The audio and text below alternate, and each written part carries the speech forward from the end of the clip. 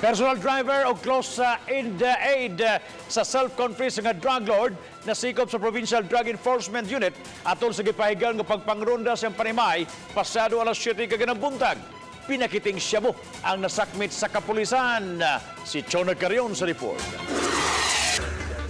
Dinhi sa usa ka compound sa Sitio Nunok, Barangay Tabunok, Dakbayan sa Talisay, nagpuyo ang subject sa search warrant nga gi-issue ni Judge Leopoldo Cañete gumikan sa kalapasan sa Anti-Dangerous Drugs Act. Ang subject sa pagpangronda mao si Gonzalo E. Chavez Abellana II alias Jeto. Sa pag-utingkay sa panimay ni Abellana nasakmit sa kapulisan ang pinakiting gidiling drogas nga gibadabanang mobalor og 1.8 million pesos.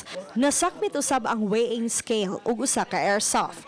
Mato di Senior Inspector Alejandro Batubalonos, ang hepe sa Provincial Drug Enforcement Unit sa Cebu Provincial Police Office, nga moabot sa tulo ka semana ang ilang gipahigayong surveillance kang Abellana kinsa gihulagway nila nga high value target.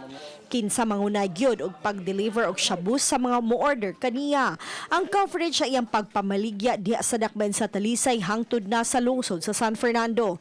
Gidugang ni Batubalonos nga posibleng ang maong shabu gikan sa self-confessed drug lord nga si Franz Sabalones.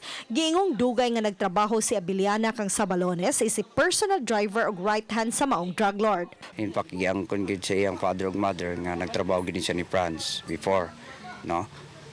Pero siguro na ibawa po sila kung silang anak kay ningon mo sila na mga ilan ako nang gibadlong, then mga lagi na sa dili daw pato. Actually hamon ta timing nga katog yung daghang gyud kayo, according to him na dispose na ang uban. Ayon pa ka ingon sa mga silingan diri, kon mo ni siya mula ni siya gabi din kadlawon maabot. Si Tabunok Barangay Kapitan Benji Cabigas miingon nga iya nang nadunggan kaniadto pa nga nalambigit si Abellana sa pagpamaligya og drogas apan kanunay kini nga dili mouli sa iyang panimay. Tuyog-uyog kuno ni Franz Sabalones, no. Manin mo ina bisan mo na alleged food sa to ang mga arresting officer. Kana pero so far kani ang mga pamilya yung nga ma'am no, mga mayor gining tao.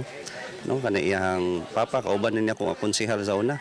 Si Abellana nagdumili pagluwat og pamahayag sa dihang gikuhaan sa iyang reaksyon. No comment ma'am, ako abogado ng tubagan na ma'am. Nag-atubang si Abellana kaniadto og kasong murder. Uban ni Marlon Melgaso, Chona Carion, Balitang Bisdak.